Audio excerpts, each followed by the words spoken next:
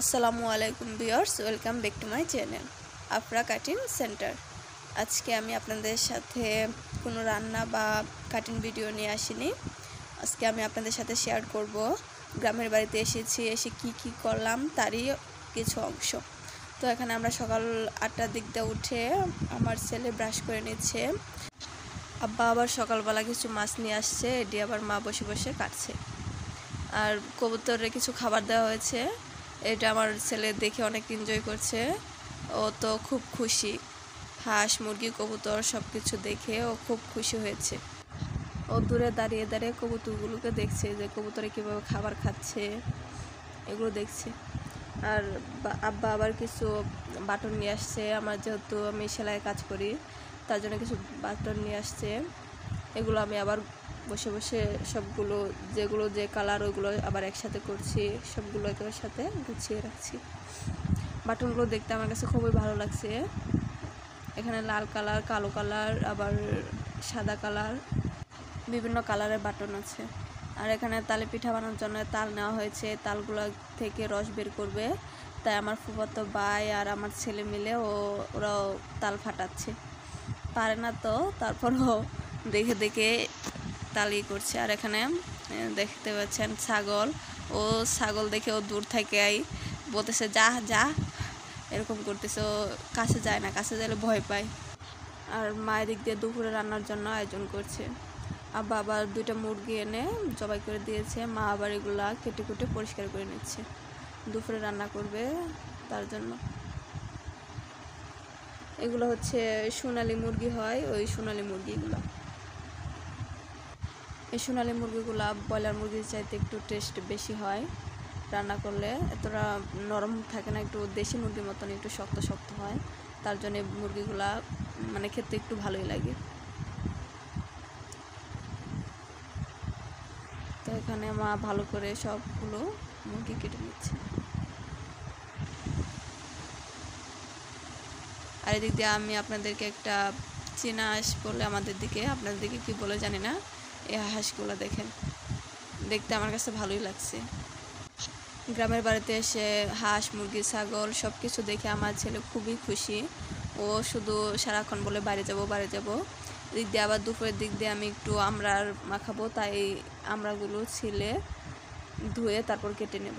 আমরা ভর্তা করব, কাসুন্দি দিয়ে শুকনো মরিচ দিয়ে আমরা মাখাবো।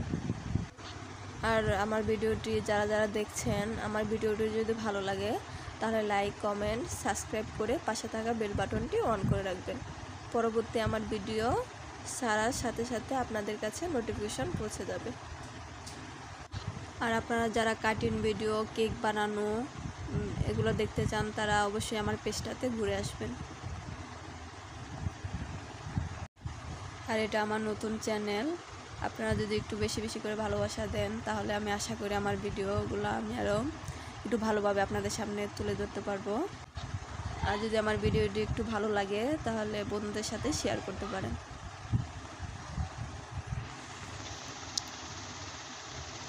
তো এই তো আমরা মাখানো প্রায় শেষ, এখন আমরাগুলো সবাই বসে বসে খাবো। আর দুপুরের দিক দিয়ে একটু আমরা মাখা বা কোনো কিছু মাখা হলে দুপুরটা ভালোই লাগে।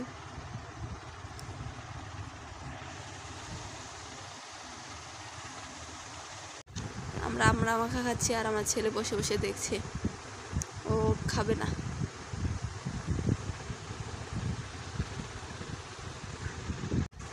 আমরা খাওয়া শেষ হয়ে গেলে চলে যাব রান্নায়।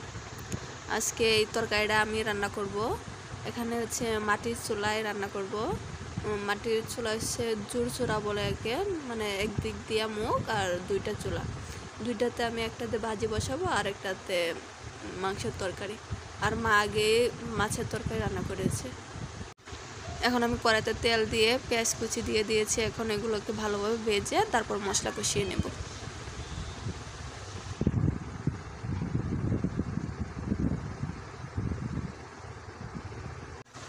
আসলে মাটির চুলায় রান্না করলে স্বাদটাই অন্যরকম আসে তরকারির। মাটির চুলায় রান্না আর গ্যাসের চুলায় রান্না অনেকটাই তফাৎ। এখানে আমি পেঁয়াজ বাটা, আদা রসুন বাটা সবগুলো দিয়ে ভালোভাবে ভেজে নেব। তারপরে হলুদ মরিচ দিয়ে দেব।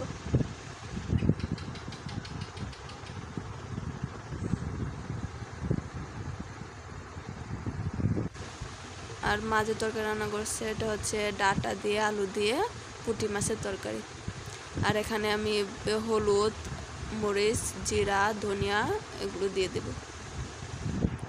দিয়ে ভালোভাবে কষিয়ে নেব। ফিরে আসছি মশলা কষানোর পর।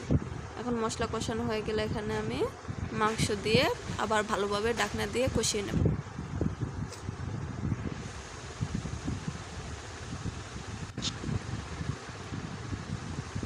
এখন মাংস কষানো হয়ে গেলে এর মাঝে আমি পানি দিয়ে দেব।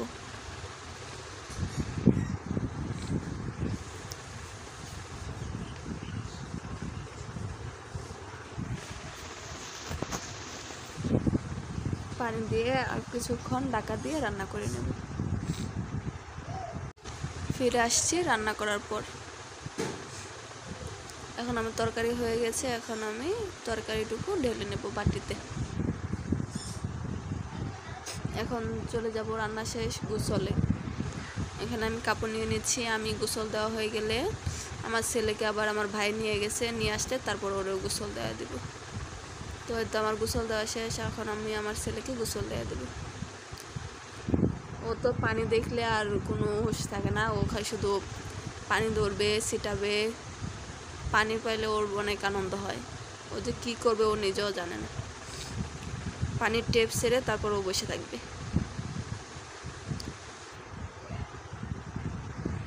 তো ওরে গোসল দেওয়া দিচ্ছে, ও অনেক দুষ্টুমি করতেছে, পানির টেপ বারবার ছাড়তেছে, বন্ধ করতেছে। আর গ্রামের বাড়িতে আসছি, ওরে কোনো কথা বললো এখন আর শোনে না। এখন সবাই এখানে আছে, ও কোনো একটা ধমক দিলে দৌড়ায় চলে যায়।